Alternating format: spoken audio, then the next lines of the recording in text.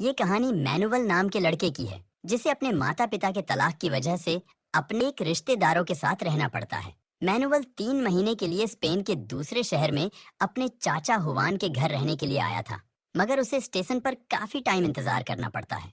Manual पहली बार अपने रिश्तेदारों से मिल रहा था और अपने माता पिता से दूर आकर वो निराश था। पर उसका अपने घर से दूर रहना जरूरी था, क्योंकि उसके माता पिता एक दूसरे को तलाक देने वाले थे। मैनुअल जब हुवान के घर पहुंचा तो उसे पता चला कि उसके 3 चाचा हैं, जो कि ये तीनों बड़े ही पेलहरबाज आदमी हैं।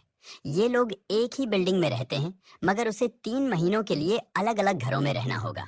पहले मैनुअल हुवान के घर में रहने वाला है। अगले ही दिन अपने दुकान में ले गया, जहां सिर्फ लवंडियां ही काम करती है, और वो अपने चाचा को औरतों के साथ फ्लर्ट करते हुए देखता है। मैनुअल उससे काम सीख रहा था, पर तभी वहां उसकी बेटी फुना सांता आ जाती है, जिसे देखते ही मैनुअल उसे पसंद करने लगता है। मैनुअल हुवान और फुनासांटा के साथ वक्त बिताकर बहुत खुश था, और एक दिन हुवान उन दोनों को शहर से दूर घुमाने लेके जाता है, जहां शांति के माहौल में हुवान उन दोनों को पेंटिंग सिखाने लगा। हुवान ने मैनुअल को कुदरत की खूबसूरती के बारे में बताता है, और उस खूबसूरती को तस्वीर में उतारने की कोशिश करने लगे। कुछ देर बाद वहां एक आदमी आया, जिसे देखकर मैनुअल और फुनासांटा डरने लगते हैं। वो अजीब सा आदमी अपने आप को भगवान कहता है, और हुवान के कहने पर मैनुअल ने उसे खाने के लिए उसे एक सेब देता है। फिर भी उसकी अजीब सी बातें खत्म नहीं हुई, और वो फिर से कहने लगा कि मैं गायब होकर दिखा सकता हूँ। ऐसे ही अजीबो गरीब हरकतें करके चला गया। और फिर हमें अगले सीन में दिखाया जाता है, फोना सांता अपनी माँ से डांस सीख रही थी, और वही मैनुअल को हुवान कला के बारे में समझा रहा था। हुवन की वजह से मैनुअल कलाकारी के बारे में और कला की खूबसूरती के बारे में समझना शुरू कर दिया था। पर इस बीच उसका ध्यान फूना सांता के पूसी पर ज्यादा ध्यान था। मैनुअल धीरे धीरे फन सांता को और ज्यादा पसंद करने लगता है, और ये बात फना सांता भी समझने लगी थी, क्योंकि वो भी मैनुअल को भी पसंद करने लगी थी। इसीलिए वो दोनों हर समय एक दूसरे के साथ रहते थे। इसी बीच फुना सांता को लगता है कि मैनुअल खुश नहीं है। उसे बेहतर महसूस कराने के लिए अपना लालीपाप चाटने के लिए दे देती है, और कहती है, मैं तुमसे कभी भी अलग नहीं रह सकती हूँ। उस दिन मैनुअल को एक राज की बात बताती है, जिसे वह जानकर हैरान हो गया। फुना सांता ने बताया कि उनके चाचा फार्लैंडो असल में गे है। ये बात कोई नहीं जानता। हुवन के घर रहने के बाद अगले महीने मैनुअल फार्लैंडो के साथ रहने लगा और उनकी बेकरी का काम समझने लगा। ह्यूवन की तरह फार्लैंडो एक कलाकार है और जाइलो बजाया करता है। जाइलोफोन बजाते देख मैनुअल को म्यूजिक का जादू सवार हो जाता है। फार्लैंडो ने बताया कि जीनियस बनने के लिए कुछ सालों तक मेहनत करनी पड़ती है। अगर एक दिन भी मेहनत में कोई कमी रह जाएगी तो म्यूजिक हमारा साथ छोड़ देती है। फार्लैंडो का अफेयर उसके असिस्टेंट पेलू के साथ चल रहा था, और ये बात मैनुअल जानता था। फार्लैंडो की पत्नी बीएड्रेस इस बात से नाराज थी। उसका पति काम पे ध्यान नहीं देता है, पर फार्लैंडो का कहना था कि ये काम उसे खुशी नहीं देता, सिर्फ पेलो से खुशी मिलती है। एक दिन उसका असिस्टेंट पेलो ने बताया कि मेरी शादी होने वाली है, इसलिए फार्लैंडो को छोड़ना होगा। उन दोनों के बीच हो रही सारी बातें मैनुअल और फुनसांता सुन रहे थे। पेलू के जाने से लैंडू का दिल टूट जाता है और अपनी जान देने की कोशिश की, पर वो ऐसा कर नहीं पाया। उस शाम जब मैनुअल बी एड्रेस के कमरे में आया तो उससे पूछने लगी कि बी एड्रेस उसे खूबसूरत लगती है या नहीं। मैनुअल से अजीबो गरीब बातें पूछने लगती है। तब मैनुअल ने फार्लैंडो और पेलू के बारे में उसे बता देता है। इस अफेयर के बारे में जानकर बी एड्रेस मैनुअल से इस अफेयर को राज रखने का वादा करने के लिए कहती है, और फार्लैंडो से नाराज होने की बजाय बी एड्रेस उसे संभालने लगी, जिसके बाद उसे बेहतर महसूस कराने की कोशिश भी करती है। मैनुअल एक नई दुनिया देख रहा था, और इस दुनिया में उसे फुनसांता के साथ खुशी मिल रही थी।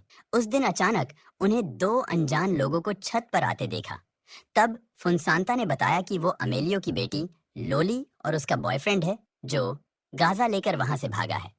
फुनसांता को तब कुछ नजर आया, और वो कहने लगी कि मेरे घर में कुछ गलत हो रहा है। घर की ओर जाने पर उन्हें पता चला कि फार्लैंडो की मौत हो गई है। हर कोई परेशान था, मगर उन सब से ज्यादा परेशान बी एड्रेस थी। उसने बताया कि अचानक से जमीन पर गिर पड़े और उसकी मौत ही गई। हुवान और उसके बड़े भाई अमेलियो ने फार्लैंडो को जमीन पर बेहोश देखा। उन्हें समझ आया गया कि दिल का दौरा पड़ा है। सही समय पर अमेलियो उसे बचाने में कामयाब हो जाता है। उस दिन के बाद मैनुअल अमेलियो के घर में रहने लगा। अमेलियो की बहन मार्गरीटा मैनुअल को पढ़ाने लगी, पर मैनुअल उसे और अमेलियो की पत्नी लूला को परेशान करता रहा। एक दिन मैनुअल के पिता अंटोनियो का फोन आता है और मैनुअल को पता चला कि अब वो इटली में रहते हैं। मैनुअल अपने पिता को बताया कि मार्गरीटा हर वक्त उन पर नजर रखती है, इसीलिए वो परेशान होने लगा है और घर आना चाहता है। मैनुअल ने फुनसांता को बताया कि जल्द ही उसके पिता उसको लेने आने वाले हैं। ये सुनकर फुनसांता निराश हो जाती है। मैनुअल और फुनसांता एक दूसरे से शादी करना चाहते हैं, पर वो जानते हैं कि दो कजन्स एक दूसरे से शादी नहीं कर सकते हैं। अमेलियो के घर में एक कमरा था जहां जाने की किसी को इजाजत नहीं था, मगर मैनुअल उस कमरे में चला गया और उसे पता चला कि ये कमरा असल में अमेलियो का क्लिनिक है। अमेलियो उसे क्लिनिक में देखकर खुश हुआ और अपने दूसरे भाइयों की तरह वो भी मैनुअल को अपने काम के बारे में बताने लगा। अमेलियो एक आंखों का डॉक्टर था जो मैनुअल को आंखों में छुपी खूबसूरती को दिखाने लगा। कुछ समय बाद मार्गरीटा उन पर नजर रखने लगी और उन बच्चों पर चिल्लाने लगी क्योंकि उसने उन दोनों को उस कमरे में आने से रोका था, और अमेलियो से कहने लगी कि उनके पिता यानी कि मैनुअल के दादा एंटोनियो से बात करने की जिद कर रहे हैं क्योंकि वो मैनुअल को ही एंटोनियो समझते हैं। मार्गरीटा का कहना था, मैं उन्हें और नहीं संभाल सकती क्योंकि वो दिन भर मरने की बातें करते रहते हैं। अमेलियो जानता था कि उनके पिता मैनुअल से बात करके अच्छा महसूस करेंगे, इसीलिए उसने मैनुअल को अपने पिता के पास भेज देता है।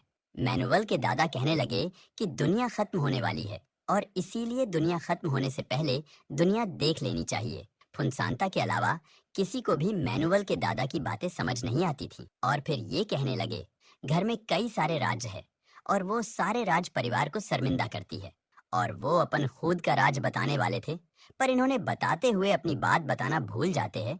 जब उन्हें अपनी बात याद आती है तो उन्होंने बताया कि मैं वर्ल्ड वॉर का हिस्सा रह चुका हूँ।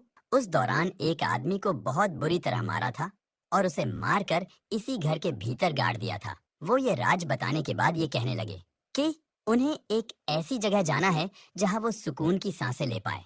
यही कहकर वो सो गए।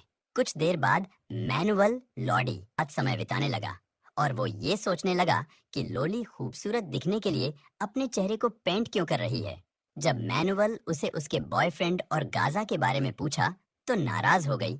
अपने बॉयफ्रेंड और गाजा की बात राज रखने के लिए समझाकर वहां से चली जाती, मगर वो ये नहीं जानती थी कि उसका परिवार पहले से जानता है कि उसका बॉयफ्रेंड चूतिया है। इस बीच मैनुअल मार्गरीटा को अजीब सी बातें करते हुए देखने लगता है और मार्गरीटा से पूछता है। वो सबको बताने लगी कि वो भगवान से बातें करती है। अमेलियो उसकी बातें सुनता है तो वो नाराज होने लगता है और उसके पागलपन को छुपाने की कोशिश करता है, मगर मैनुअल उसकी बातें सुनकर मजे ले रहा था। उस दिन अमेलियो ने लोली से कहा, तुमको अपने बॉयफ्रेंड से दूर रहना होगा, पर जब उसने अमेलियो से बहस करना शुरू किया तो अमेलियो अपना आपा खो बैठा। अमेलियो को इस तरह देखकर मैनुअल बुरी तरह डर गया, पर लोली ने समझाया कि उसके पिता कभी कभार चुतियों वाली हरकत कर बैठते हैं। मैनुअल इस अजीब से परिवार के पागलपन का हिस्सा बनने लगा था, मगर ये पागलपन उन लोगों के लिए आम बात थी। वो सब ऐसे बर्ताव करने लगे थे जैसे वहां कुछ हुआ ही नहीं है।